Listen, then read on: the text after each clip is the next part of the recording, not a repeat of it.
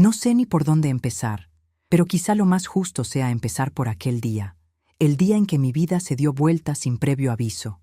Era una mañana helada, de esas que duelen en las articulaciones y que hacen que uno quiera quedarse un rato más envuelto en la manta raída, pero yo ya llevaba horas de pie.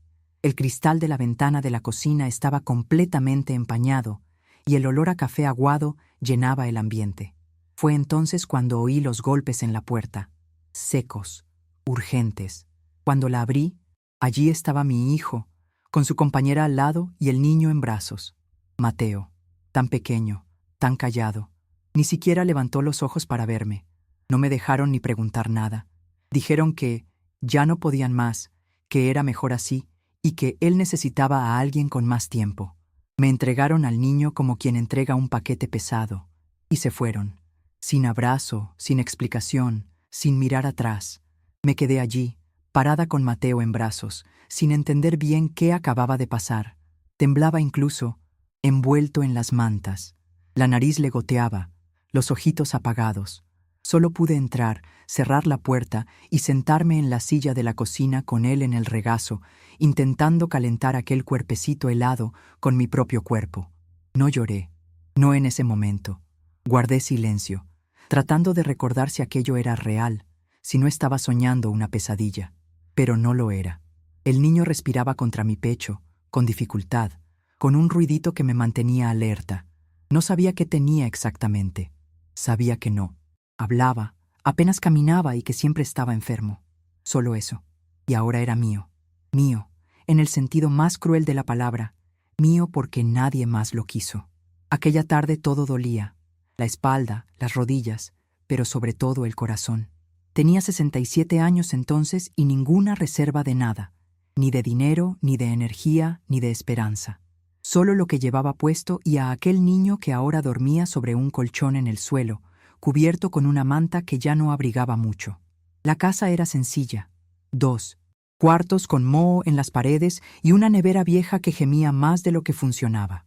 Sabía que aquel no era lugar para criar a nadie, y menos a un niño con tantas necesidades, pero también sabía que no tenía elección. Al final de la tarde fui al ambulatorio del barrio con Mateo en brazos, envuelto en una manta. La recepcionista ni me miró bien. Dijo que solo con derivación, que solo con informe, que solo la otra semana. Insistí. Le dije que tenía fiebre, que no comía. Me mandó sentar y esperar. Esperé 2 horas.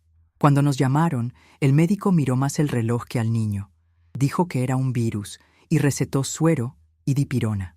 Volví a casa con él en brazos, una bolsita de plástico con 2 comprimidos y la sensación de que estábamos por nuestra cuenta. Hice una sopa aguada con lo poco que tenía. Patata, agua y sal. Él ni la quiso. Solo apoyó la cabeza en mi hombro y se quedó allí, respirando despacito. Pasé la noche sin dormir, con miedo de que empeorara. En la madrugada empecé a notar que le temblaban las piernas, unos espasmos rápidos que iban y venían. Cogí un cuaderno viejo y empecé a anotar. Era lo que podía hacer. Intenté darle el suero con la cucharita, poco a poco, rezando para que no vomitara. Y cuando amaneció, yo seguía sentada en el suelo del cuarto, con él arropado en mi regazo. Por primera vez lloré, no solo de tristeza, sino de miedo. Miedo de no poder con todo. Miedo de que muriera allí conmigo. Miedo de no tener a nadie más a quien recurrir.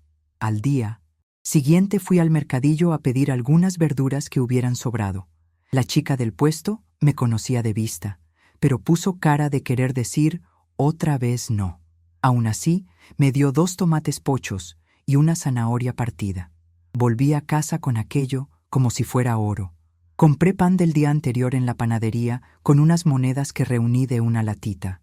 Hice un caldo con las verduras, piqué el pan dentro y logré que Mateo comiera un poco.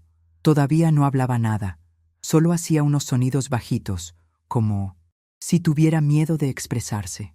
Cada pequeño movimiento suyo era un acontecimiento. Cuando consiguió levantar la cabeza por sí solo, mientras tomaba la sopa, lloré otra vez. No porque fuera bonito, sino porque era demasiado duro ver que aquello era una victoria.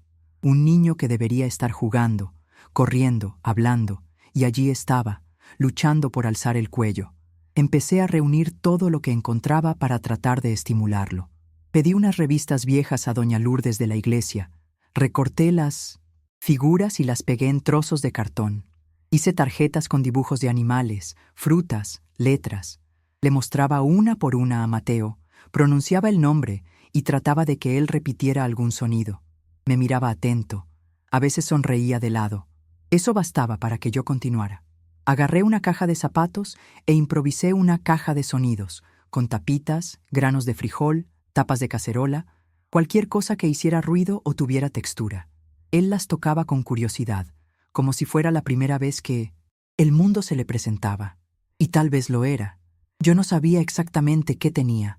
Nunca tuve informe ni diagnóstico, pero veía que reaccionaba, que aprendía a su manera.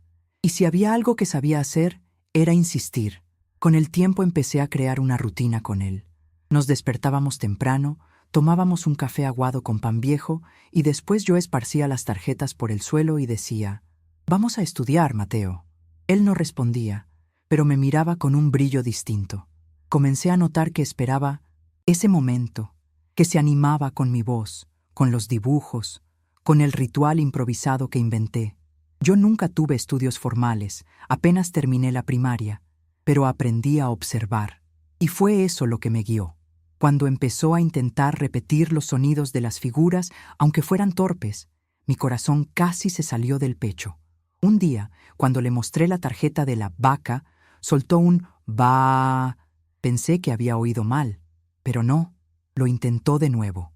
Me contuve para no gritar de emoción. Solo sujeté su manita y repetí varias veces: «Eso, mi amor, vaca». Los días eran todos parecidos, pero cada pequeño avance suyo volvía todo nuevo. Yo lavaba la ropa a mano mientras él revolvía los granos de la caja sensorial. Cuando se quedaba más quietecito, corría a barrer la casa, a hacer la comida, a arreglar algo. No había descanso, dormía poco, con el oído siempre atento a cualquier ruido que viniera del colchón. Los dolores del cuerpo ya eran parte de mí, pero lo que más pesaba era la soledad. Ni visitas, ni llamadas, ningún vecino preguntando si necesitábamos algo. La familia, desaparecida. Solo se acordaban de que existía cuando era para pedir algo o hablar mal de mí. Decían que era tonta por haber aceptado criar al niño, que me estaba matando en vano. «No es tu responsabilidad», decían, pero nadie tendió la mano. Y yo no podía simplemente devolver a aquel niño como si fuera algo prestado. Mateo empezó a dar sus primeros pasos con casi 5 años. Fue un día frío, de esos en que el piso del cuarto parece hielo y el cuerpo tarda en calentarse.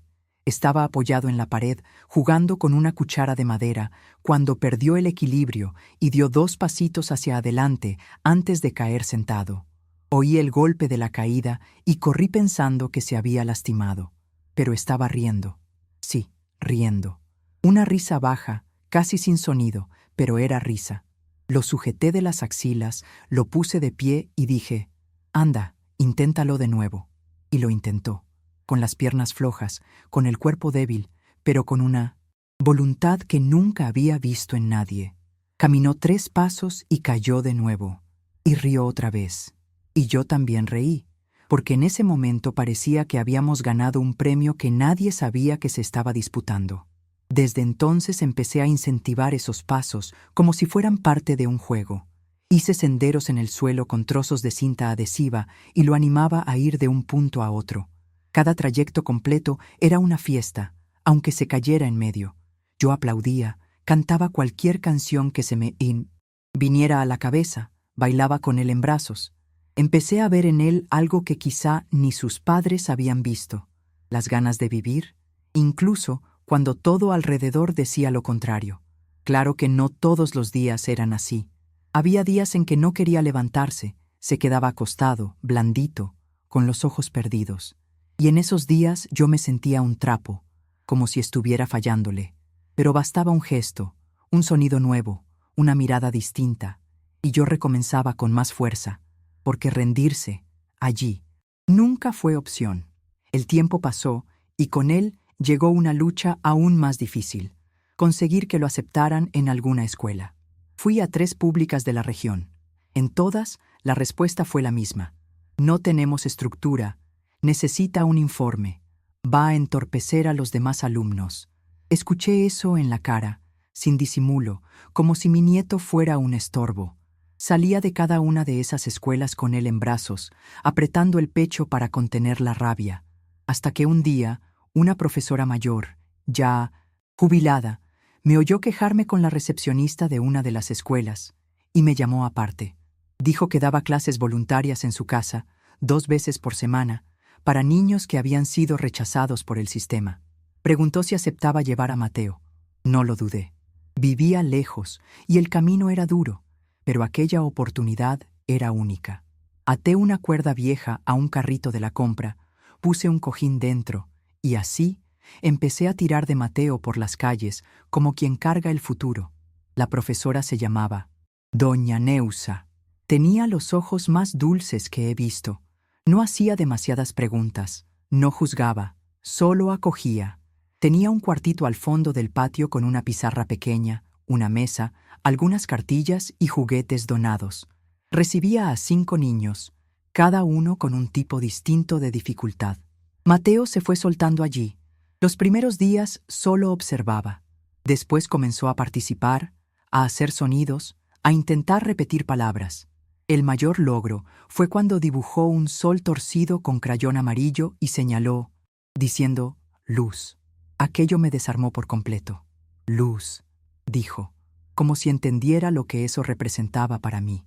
Lloré escondida en un rincón del aula, con vergüenza de interrumpir la clase, pero fue allí cuando tuve la certeza de que él tenía un brillo propio, y de que lo único que debía hacer era asegurarme de que nadie lo apagara.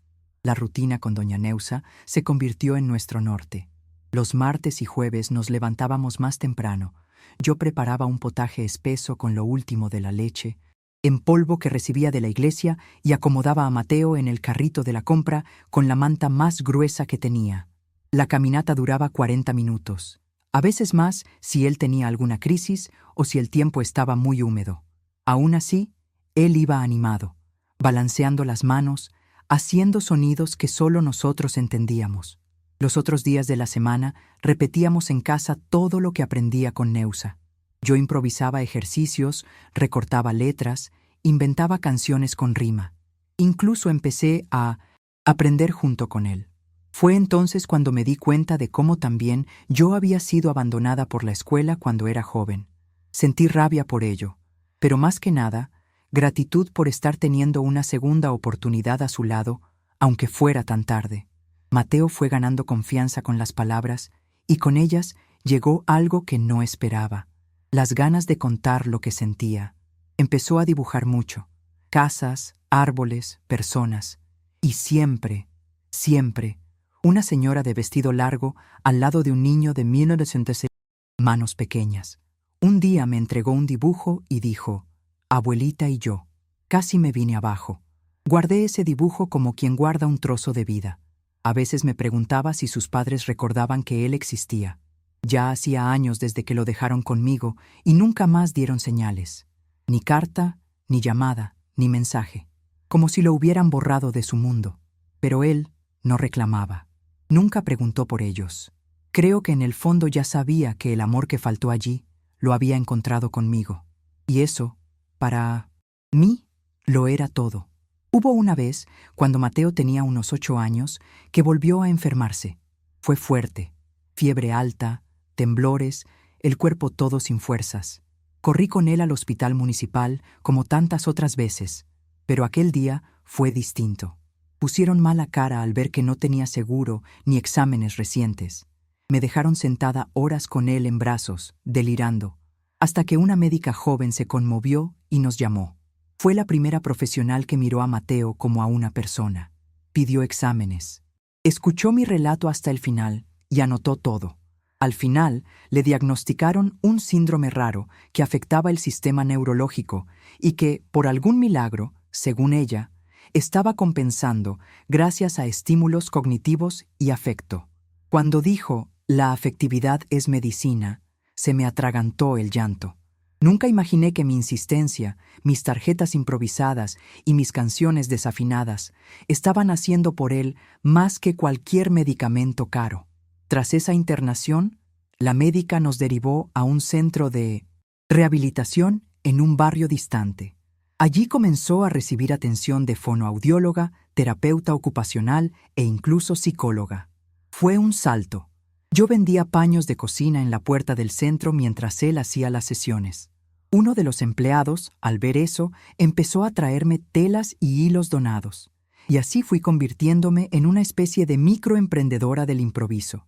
Cosía de noche, vendía por la mañana, pagaba los pasajes y compraba lo que faltaba en casa.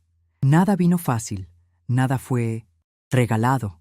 Pero ver a Mateo intentando hablar frases enteras, contando historias cortas, diciendo «Abu, hoy estuvo bien», eso era un pago que ninguna moneda podía cubrir. Yo, que nunca fui nadie para nadie, estaba logrando levantar a un niño que el mundo ya había descartado. Vivíamos en una casita vieja al final de la calle, casi derrumbándose, pero era nuestro rinconcito. Las paredes tenían manchas de moho, el techo goteaba cuando llovía y el piso estaba torcido. Aún así, mantenía todo lo más limpio posible. Cada espacio tenía una función para ayudar a Mateo a desarrollarse. La pared de la cocina estaba llena de carteles con letras y números. La sala tenía una caja con juguetes adaptados y en el cuarto colgaba un tendedor con sus dibujos sujetos con pinzas. Todo era improvisado, pero hecho con el mayor cariño del mundo.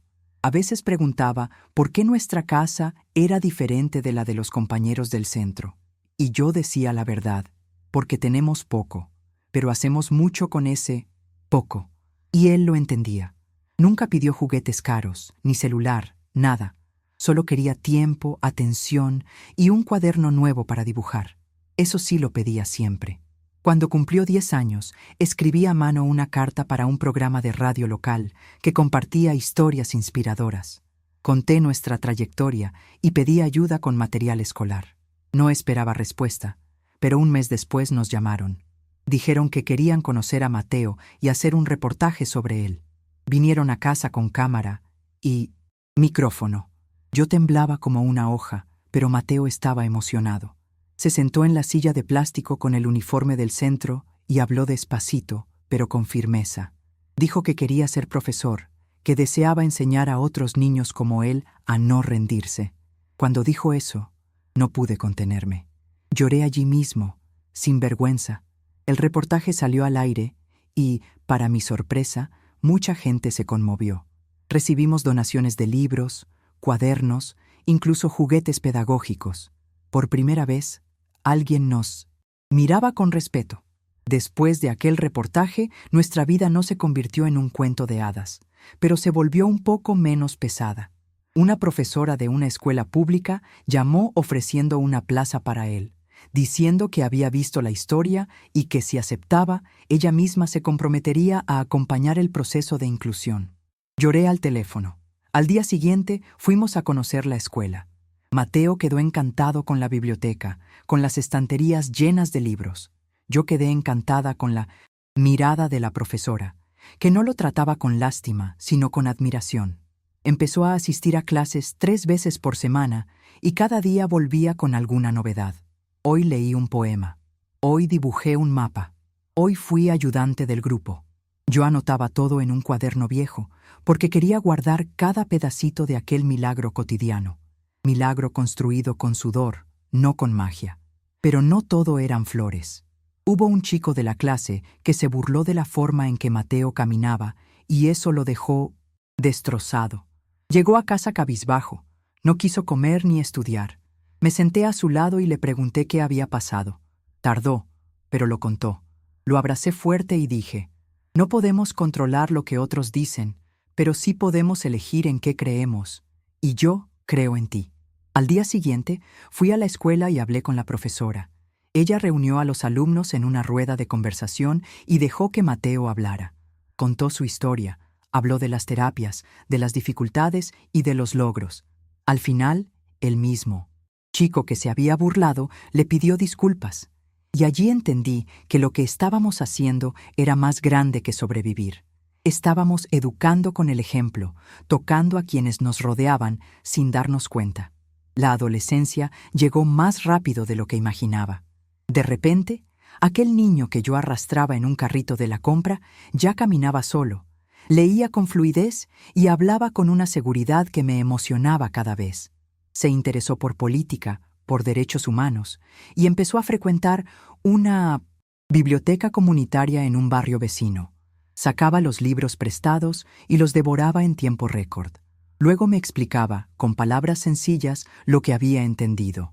A veces yo no comprendía todo, pero lo escuchaba con atención, porque verlo hablar con tanta pasión era mi mayor regalo. Sentía orgullo, claro, pero también miedo. Miedo del mundo exterior, de la maldad, del prejuicio, de las limitaciones que la sociedad impone, pero sabía que no podía protegerlo para siempre. Lo mejor que podía hacer era seguir siendo base, apoyo, y dejarlo dar sus propios pasos, a su manera. Fue en esa época cuando empezó a escribir pequeños textos. Primero eran diarios, luego poemas, y después reflexiones sobre inclusión, abandono y amor. Un día me mostró un texto que empezaba así. Me dejaron atrás, pero mi abuela me empujó hacia adelante. Cuando leí aquello, sentí un nudo que no sé explicar. Nunca hablé mal de sus padres ni alimenté rencor en palabras, pero él sabía. Sabía que lo rechazaron, que lo ignoraron y que creció con la ausencia estampada en los ojos. Pero en lugar de volverse amargo, se convirtió en alguien dulce, fuerte, consciente. Y todo comenzó aquel día en que lo dejaron en mi puerta como un fardo. Hoy entiendo. No era un peso. Era el llamado de la vida para que yo fuera más de lo que creía poder ser. Mateo empezó a ser invitado a hablar en pequeños eventos sobre inclusión y educación. Primero fue en la escuela, luego en la biblioteca, y pronto lo llamaron para charlas en otras comunidades. Iba nervioso, pero volvía radiante.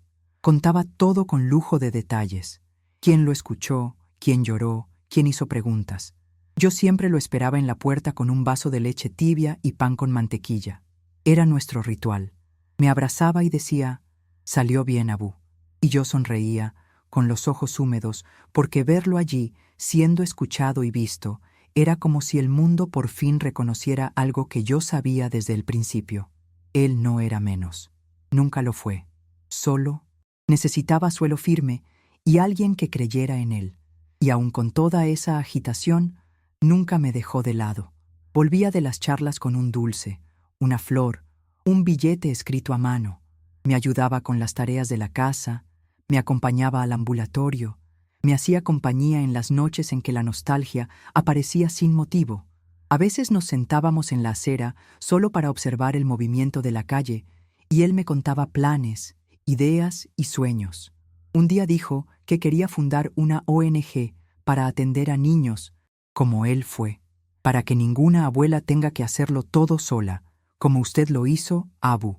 Yo solo apreté su mano y respondí, si depende de mí, saldrá adelante. Porque ahora, a diferencia del principio, ya no tenía tanto miedo. No porque el mundo hubiera cambiado, sino porque sabía que había sembrado en Mateo un coraje que ni yo sabía que existía. Cuando cumplió 17 años, obtuvo una beca para participar en un proyecto social dirigido a jóvenes en situación de vulnerabilidad. Era un curso de formación ciudadana, con talleres de lectura, escritura y oratoria. Venía y me contaba todo. Cada clase, cada dinámica, cada nuevo amigo. El coordinador quedó impresionado con su madurez y la claridad con que hablaba de abandono y superación. Una vez me llamó aparte y dijo, «Doña Iracema, su nieto tiene un brillo raro. Llegará lejos». Solo pude sonreír, sin saber muy bien qué responder. Tanta gente ya había afirmado que él no sería nada, que ni siquiera caminaría o hablaría. Escuchar. Aquello era como ver la vida devolviéndome, poco a poco, todo lo que me quitaron. Y no me refiero a bienes, sino a dignidad, a la certeza de que todo lo que hicimos juntos tuvo sentido. Con el tiempo, Mateo empezó a ser invitado a lugares más grandes. Un día llegó a casa con un papel en la mano, temblando de emoción. Lo habían invitado a dar un discurso en un evento sobre juventud e inclusión social, en el centro de la ciudad. Casi no lo creía. Fuimos juntos en autobús, él con una camisa social, prestada, y yo con el vestido más presentable que tenía. Nos sentamos en primera fila. Cuando llamaron su nombre, Mi corazón parecía salirse del pecho. Subió al escenario, respiró hondo y empezó a hablar. No usó papel ni leyó nada. Habló con el corazón. Habló de mí, de nuestra historia, del día en que lo dejaron atrás y de todo lo que construimos desde entonces. Cuando terminó, todo el auditorio estaba de pie, aplaudiendo. Yo lloraba sin parar, pero era un llanto bueno, de alivio, de victoria, de gratitud. Ese día volvimos a casa en silencio dentro del autobús. Él me sostuvo la mano todo el tiempo, como cuando era pequeño y temía cruzar la calle. Pero ya no era el niño frágil que dependía de mí para todo. Ahora también me protegía. Al llegar, antes de quitarse los zapatos, me miró serio y dijo: «Abu, ahora me toca a mí. Usted ya hizo más de lo debido, ahora yo la cuidaré». Sonreí, pero no comenté nada, porque por dentro seguía siendo aquella mujer que se las arreglaba con monedas, que creía que no podía parar ni para respirar. Pero saber que él veía eso, que quería retribuir, me dio una paz que nunca había sentido. Como si, tras años de tormenta, el cielo al fin nos regalara un claro solo para nosotros. Al mes siguiente, empezó a dar clases de refuerzo en la biblioteca donde había estudiado años atrás. Ayudaba a otros niños con dificultades, usando los mismos métodos que aprendió conmigo y con doña Neusa. A veces lo acompañaba solo para verlo de lejos. Me sentaba en un banquito, observando. Era hermoso. Su paciencia, la forma en que hablaba con cada niño, el modo en que se agachaba para quedar a su altura. Él se veía reflejado en ellos, lo sabía. Y ellos veían en él una esperanza. Una madre me abordó un día y dijo: «Su nieto salvó a mi hija. Quería abandonar todo y ahora sueña con ser profesora». Y solo pude responder: «Él también me salvó a mí», porque era cierto. Me salvó de la soledad, de la invisibilidad, de la idea de que ya no servía para nada. Poco a poco, sin darse cuenta, me devolvió a la vida. Fue entonces cuando entendí que estábamos haciendo algo más que sobrevivir. Estábamos creando un camino para otros. Y cada paso suyo era un recordatorio de que la fuerza que se siembra en silencio florece, tarde o temprano, donde menos se espera. Fue entonces cuando los padres de Mateo reaparecieron. Después de más de una década, llamaron a la puerta como si nada hubiera pasado. Reconocí el ruido del coche antes incluso de levantarme. Cuando abrí, estaban allí, arreglados, con una expresión imposible de leer. Mateo estaba al fondo de la casa y dijeron que querían hablar con él, hacer las paces, reconstruir lazos. Yo escuché callada. No dije sí ni no. Llamé a Mateo y le avisé que sus padres estaban allí. Él llegó despacio, sin emoción en el rostro. Cuando los vio, guardó silencio. Ellos empezaron a hablar, un cúmulo de palabras que no llevaba a ningún lado. Hablaron de arrepentimiento, de añoranza, de errores del pasado. Mateo los escuchó de pie, callado, mirándolos firme. Al final solo dijo: «La historia ya está escrita», y se dio la vuelta. Nunca lo vi tan firme. Y nunca me sentí tan orgullosa de él como en ese momento. Insistieron algunos días, enviaron mensajes, preguntaron si podían participar en su vida. Mateo respondió con educación, pero con claridad. Dijo que no guardaba odio, pero tampoco sentía falta, que había crecido sin ellos y que ya tenía a quien estuvo a su lado cuando más lo necesitó. Él nunca tuvo que protegerme, pero en ese instante fue como si me rodeara con un escudo. Si hubiera dependido de mí, quizá habría cedido. Él no. Sabía que presencia no es un retorno repentino.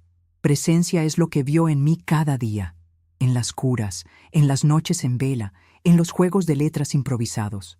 Aquello me marcó, porque era la prueba de que, sin querer, le enseñé a protegerse y a entender su propio valor. Y eso ya nadie se lo podía quitar. Después de aquel episodio, no volvimos a tocar el tema.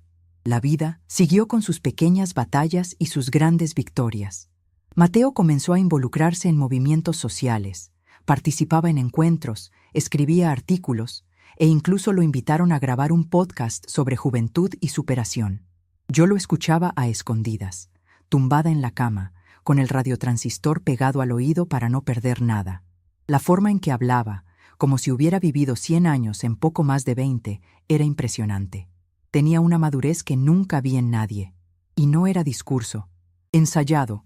Era sentimiento puro, nacido del dolor, de la lucha, de la necesidad de existir cuando el mundo insiste en fingir que no existes. Cada palabra suya parecía llevar un trozo de nuestra historia.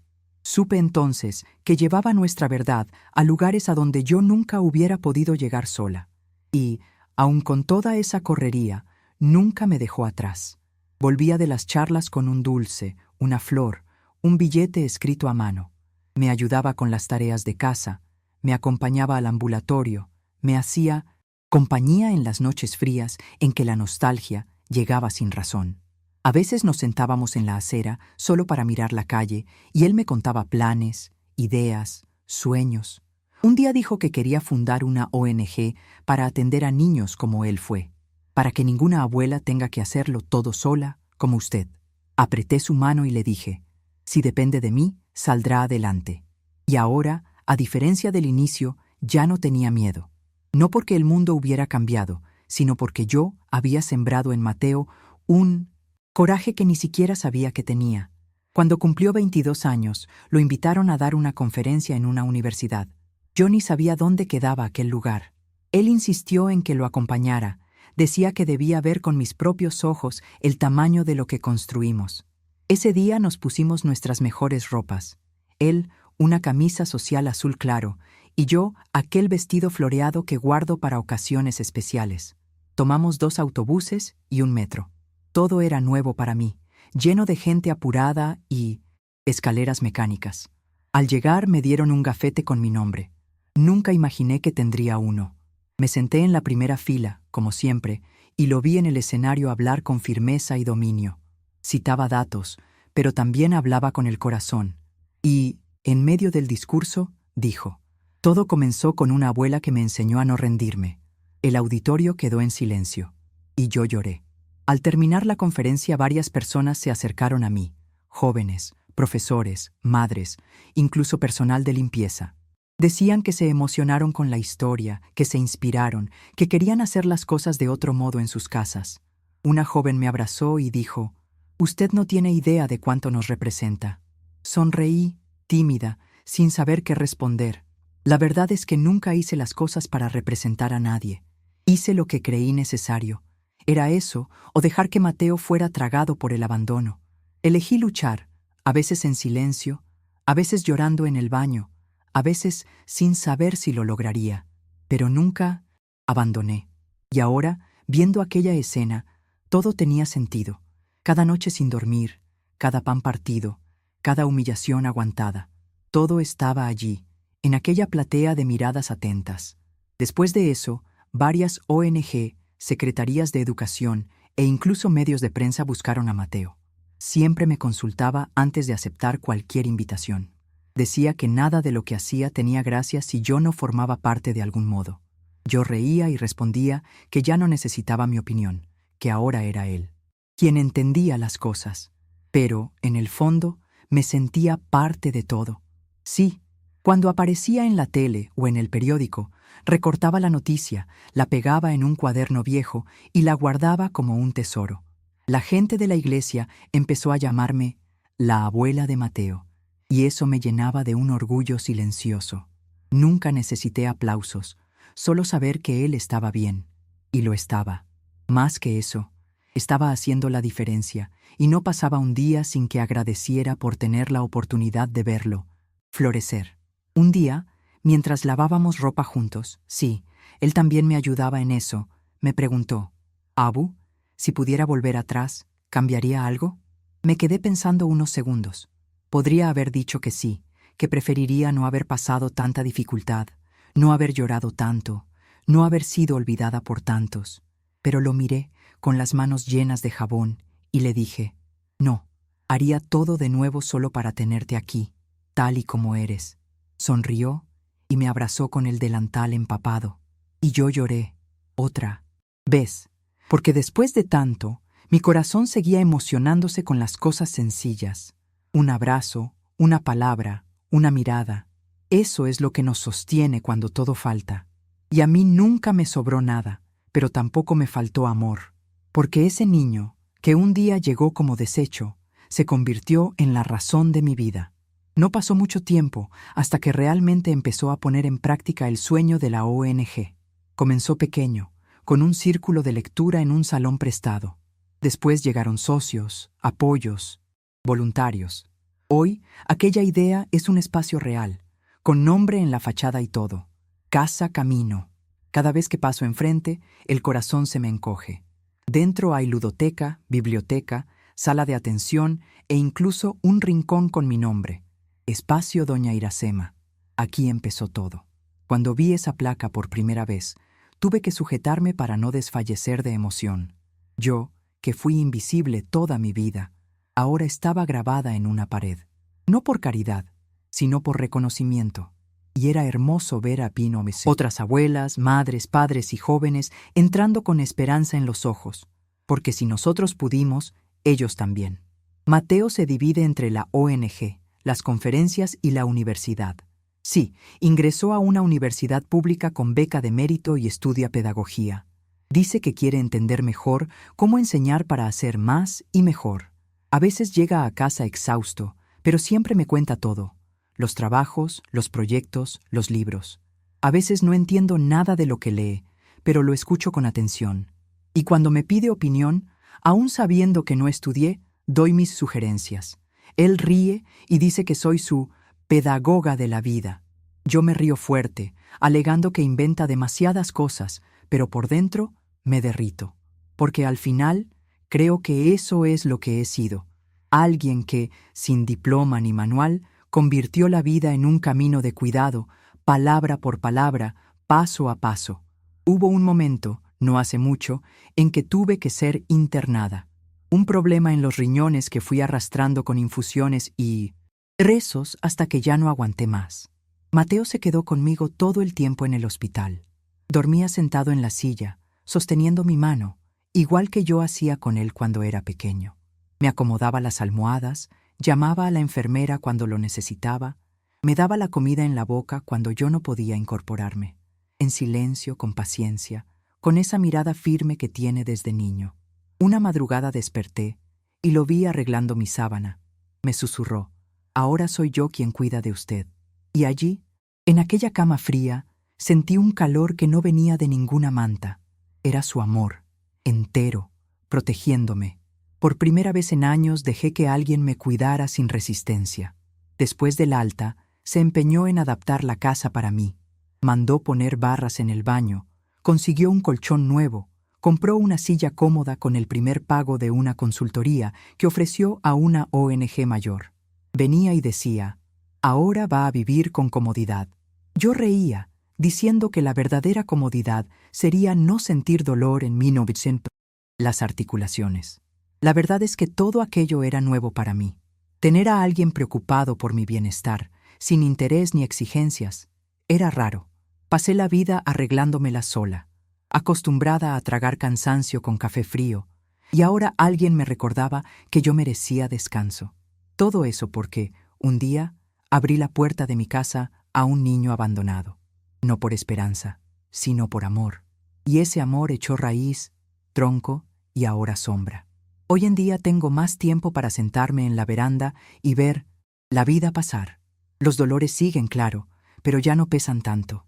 Veo a Mateo salir apurado con la mochila al hombro, hablando por el celular de algún nuevo proyecto, y pienso: ese muchacho venció. Lo que más me conmueve es que nunca se olvida de dónde viene. Aún pasa por las casas de los vecinos para ayudar con una receta, visita a doña Neusa cuando puede, guarda los billetes que le escribí cuando aprendía a leer. Y cuando me presenta a alguien, dice con orgullo: «Esta es mi abuela, mi madre, mi hogar, mi fuerza». Cada vez que lo oigo respiro hondo y contengo las lágrimas, porque conozco el peso de haber cargado todo esto sola. Pero ahora no cargo sola. Él lo lleva conmigo y lo lleva bien. Una vez un periodista le preguntó qué lo marcó más en la infancia. Respondió sin pensar: «Fue cuando la abuela me hizo un alfabeto con tapas de botellas y dibujó con bolígrafo en cartón viejo». Todos rieron, creyendo que era gracioso, pero él habló en serio, con los ojos humedecidos. Para él, aquello fue más que un juego. Fue la oportunidad de empezar. Para mí, era todo lo que podía darle.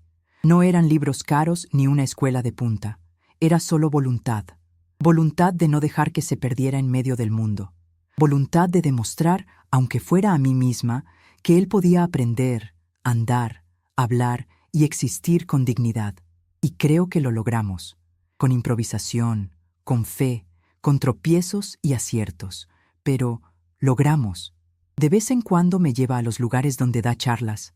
Dice que mi presencia le da fuerza, que le recuerda de dónde viene.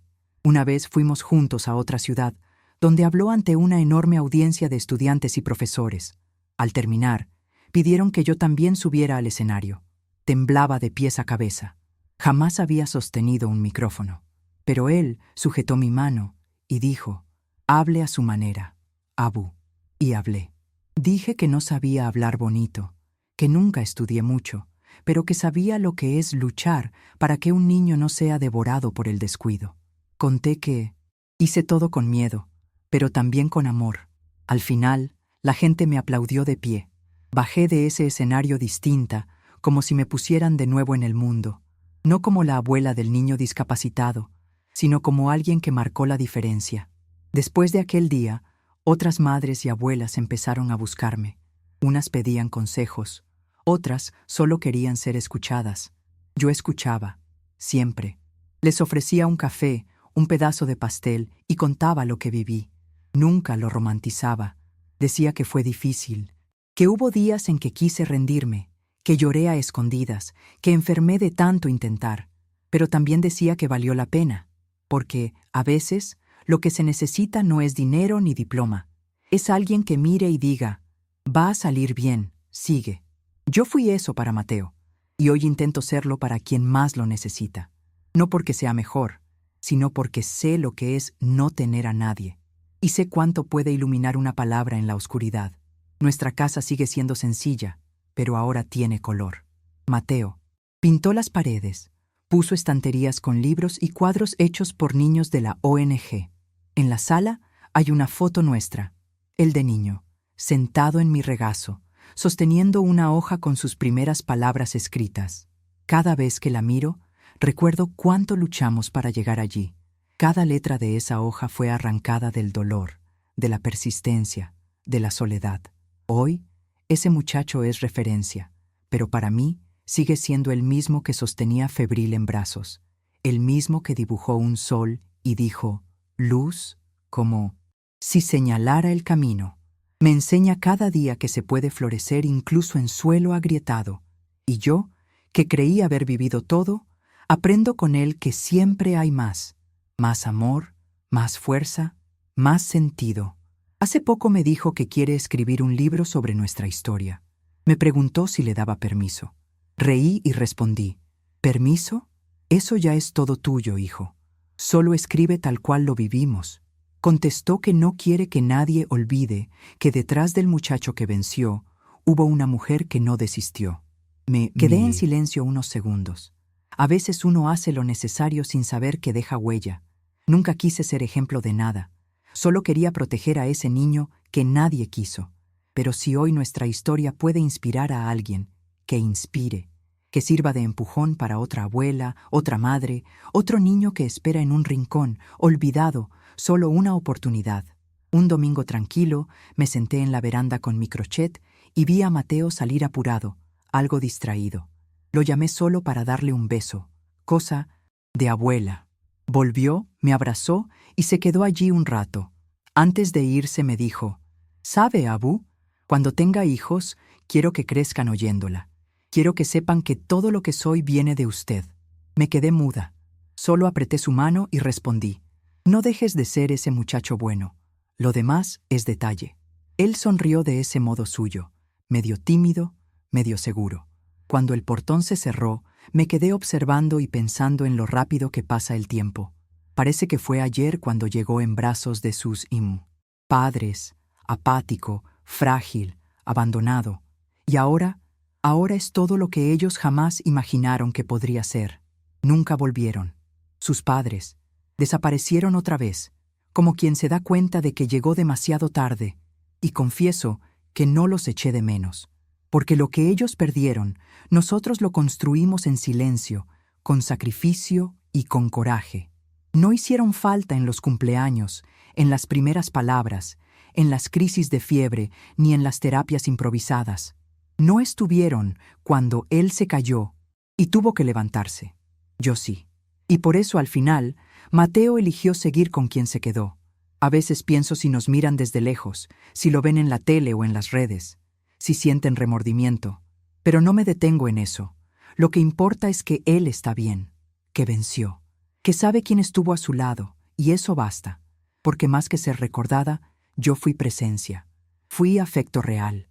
Un día organizó un evento en la ONG con el tema «Cuidar también es resistir». Me pidió que hablara un poco, otra vez. Dudé, como siempre, pero insistió. Y allí fui, con la voz temblorosa y las manos sudadas, a contar lo que viví. Hablé del abandono, de la lucha, de los improvisos. Conté lo de la caja de tapitas, las tarjetas con figuras, el carrito de la compra. Y al terminar, una muchacha se levantó y dijo que ella también había criado sola a su hermano, que ahora entendía que no es debilidad llorar a escondidas, que es fuerza seguir aunque no sepas cómo. Me acerqué, la abracé y le susurré. No hace falta ser perfecta, solo hay que quedarse. Porque eso es todo, en el fondo, quedarse cuando todos se van. Continuar sin manual, aún con miedo. Quedarse ya es amor suficiente. Después de aquel evento, Mateo me hizo un regalo, un cuadro sencillo, con una frase escrita de su puño y letra. Fue en el regazo de mi abuela donde aprendí a ser persona. Lo colgué en la sala, justo donde todos lo ven al entrar. Es más que decoración. Es nuestra historia resumida en una línea. A veces me quedo mirando ese cuadro y me pregunto qué habría sido de nosotros si aquella vez hubiera dicho no cuando golpearon mi puerta. Tal vez lo habrían llevado a una institución, quizás ni habría sobrevivido. Y yo, quizá habría muerto de a poco, como tantas señoras olvidadas. Pero dije sí, no porque supiera qué hacer, sino porque no podía decir no a una vida que aún cabía en mis brazos. Y fue ahí, en ese sí inseguro, donde todo empezó. Poco a poco acepté que yo también tenía una historia que contar. No solo él. Mateo decía que yo era protagonista igual que él, pero yo siempre creí que estaba en los bastidores. Ahora, cada vez que alguien me busca para pedir consejo o decir que se inspiró en nosotros, entiendo que lo que hicimos va más allá de las paredes de nuestra casa. Es como si nuestra lucha hubiera echado raíces en otras vidas, y eso me emociona. A veces pienso en todas las abuelas que quizá estén pasando por lo mismo, solas, invisibles, cansadas. Si alguna de ellas lee esto ahora, quiero decirle, no te sientas pequeña. Lo que hacemos en silencio, en la rutina, en la persistencia, es gigante. Construimos futuro sin aplausos, y un día ese futuro da las gracias. Hoy, cuando alguien me pregunta quién soy, ya no titubeo. No digo solo que soy la abuela de Mateo. Digo que soy la mujer que no se rindió, que inventó una escuela con cartón, que convirtió un carrito de la compra en un transporte de dignidad, que dio amor incluso con miedo y con hambre. No lo digo con arrogancia, sino con verdad, porque durante mucho tiempo me sentí demasiado pequeña, inútil, un peso, y ahora sé que fui base, que fui puente y que fui hogar. Mateo me lo enseñó sin palabras, con su vida. Y ese es el mayor regalo que pude recibir. Envejecer con la certeza de haber sido importante para alguien le da sentido a todo. A veces me sorprendo revisando las pocas fotos del principio. Mateo flaco, un poco encorvado, con los ojos siempre asustados. Y yo, más joven, pero con un cansancio en la cara que ahora comprendo mejor. No teníamos casi nada, pero nos teníamos el uno al otro.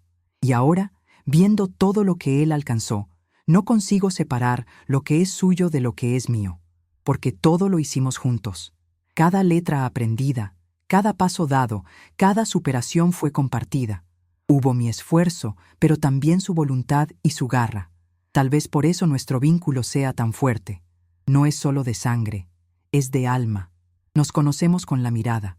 Él sabe cuando estoy triste solo por cómo suspiro, y yo sé cuando está cansado, aunque diga que todo está bien. Un día llegó tarde del trabajo. Apoyó la cabeza en mi regazo y guardó silencio.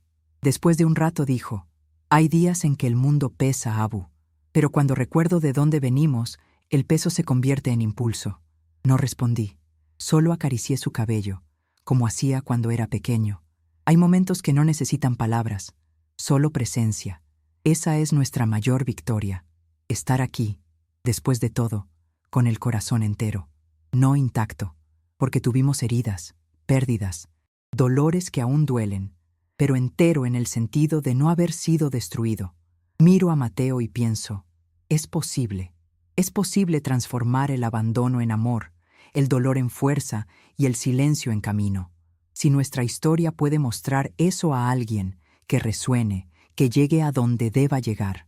Otro día me dijo que estaba ahorrando para reformar la casa, que quería darme una habitación solo para mí, con una buena cama, cortinas bonitas, una radio nueva y un sillón cómodo para mi crochet. Lo miré y pregunté: «¿Para qué tanto, hijo? Ya tengo lo que necesito». Respondió: «Porque ahora le toca a usted ser cuidada». Eso me desmontó, porque, en el fondo, uno se acostumbra a dar, a servir, a ponerse siempre al final. Y cuando alguien llega y dice que quiere retribuir, ni sabemos cómo reaccionar. Pero estoy intentando aprender. Intento aceptar que merezco descanso, que mi cuerpo cansado ya hizo más de lo esperado, y que ahora puedo, sí, acostarme un poco más tarde, comer sin prisa, reír sin culpa. Mateo ya está escribiendo el libro, poco a poco. Dice que quiere contarlo todo desde el principio, sin adornar, sin maquillar la realidad, para que la gente sepa cómo fue, los días de frío sin manta, los centros de salud donde nadie nos miraba a la cara, las noches de desesperación sin saber si él despertaría mejor o peor. Pero también quiere contar las victorias, la primera palabra, el primer paso, la primera charla. Leo los fragmentos que me muestra y se me eriza la piel, porque es nuestra vida allí, en blanco y negro, volviéndose memoria escrita.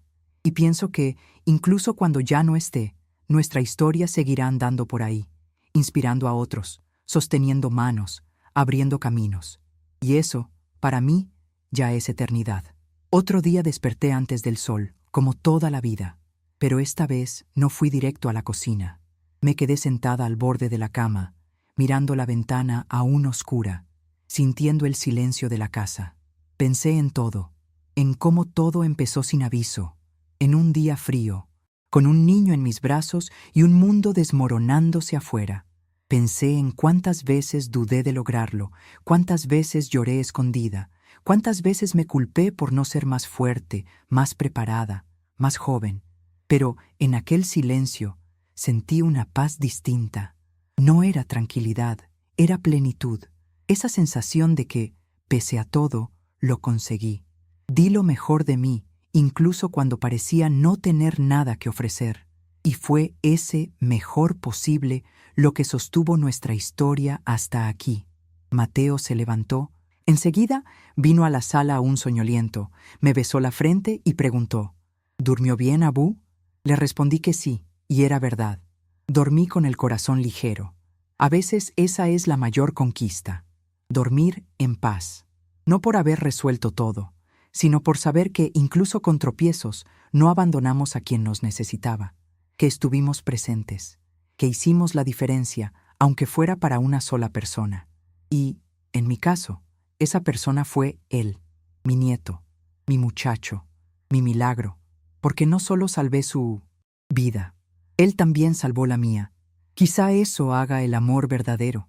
Salva, en ambos sentidos, incluso cuando nadie cree, incluso cuando todo dice que no se puede. Hay días en los que el cuerpo pesa más de lo normal, los dolores son más fuertes, la memoria falla un poco y el paso se vuelve lento. Pero entonces miro al lado y él está ahí, Mateo. Me ofrece el brazo, me espera, me llama con paciencia. A veces solo nos sentamos juntos a tomar un café, mirar la calle, ver la vida pasar. No hace falta conversación.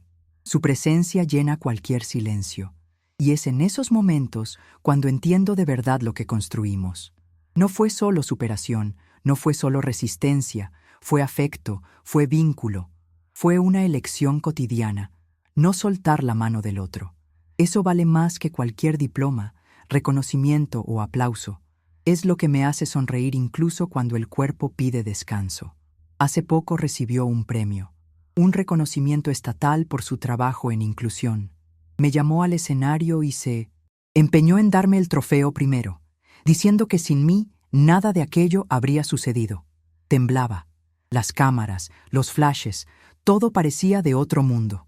Pero cuando me tomó la mano, todo cobró sentido. Lo miré, alto, hermoso, firme, y vi al mismo niño que me apretaba la mano con miedo a caer, solo que ahora sostenía la mía para que no cayera de emoción. El mundo puede ver en él un ejemplo. Yo veo a un sobreviviente, un guerrero. Y saber que tuve parte en eso me llena de un orgullo sereno, de esos que no hace falta decir en voz alta, porque se ve en la mirada y en la forma de respirar. Un día, mientras ordenaba libros en la estantería, le pregunté, ¿eres feliz, Mateo? Se detuvo, pensó un poco y dijo, lo soy, pero no por todo lo que logré. Soy feliz porque usted nunca soltó mi mano. Eso me desarmó. Al fin y al cabo, es eso. La felicidad no vino de los grandes triunfos ni de los escenarios. Nació de los días en que solo nos teníamos el uno al otro, de los momentos en que la única certeza era que intentaríamos de nuevo al día siguiente. Para nosotros, la felicidad siempre fue saber que, aunque hubiera hambre o cansancio, el amor estaba allí, sin lujos, sin promesas, solo amor. Nunca tuve mucho que ofrecer, pero lo que tenía, lo di por completo.